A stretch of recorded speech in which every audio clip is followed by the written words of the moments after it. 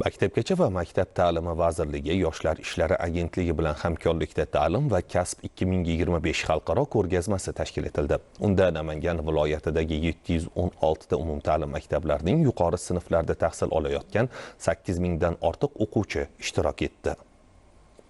Ta'lim va kasb 2025 xalqaro ko'rgazmasining asosiy maqsadi bitiruvchi yoshlarni mamlakatimiz va xorijdagi oliy ta'lim muassasalari, ayniqsa xalqaro reytinglarda yuqori o'rinlarni egallagan nufuzli universitetlar faoliyati bilan yaqindan tanishtirishdan iborat bo'ldi. Ko'rgazmada dunyoning 4 ta davlatidan top 1000 talikka kirgan 15 ta oliy ta'lim muassasasi vakillari qatnashdi. Ular o'quvchilarga IT, xalqaro biznes, marketing, menejment, diplomatiya kabi zamonaviy yo'nalishlarda ta'lim olish imkoniyatlari, o'qishga kirish shartlari va stipendiya dasturlari haqida atroflicha ma'lumot berdilar. Ushbu ko'rgazmani yana bir o'ziga xos jihati xalqaro oliy ta'lim, nufuzli oliy ta'lim muassasalari mas'ul vakillari bilan to'g'ridan-to'g'ri muloqot qilish va aynan o'sha oliy ta'limlarda yaratilgan imkoniyatlar, u yerni o'qishga bo'lgan talablarini o'zlari va ota-onalari, ustozlar bilan kelib, batafsil ma'lumotga ega bo'lishyapti. Bu kelgusida ko'plab oliy ma'lumotli kadrlarni tayyorlashda, oliy ta'limga kirishda yuqori natijalarga erishishimizda yaxshi bir omil bo'ladi degan niyatdamiz. Bugun maktablarni bitirayotgan yoshlar oldida tanlash imkoniyati katta. Maktabdan tashqari o'quv kurslarida bilimini mustahkamlab, til o'rganayotgan yoshlar ulkan marralarni ko'zlab harakat qilmoqdalar. Albatta, bu jarayonda kasb yo'nalishini tanlashda ikkilanish bo'lishi tabiiy. Ko'rgazma aynan shu ma'noda ahamiyatga egaki, bugun bitiruvchi oliy ta'lim muassasasi haqida to'liq ma'lumotga ega bo'ladi.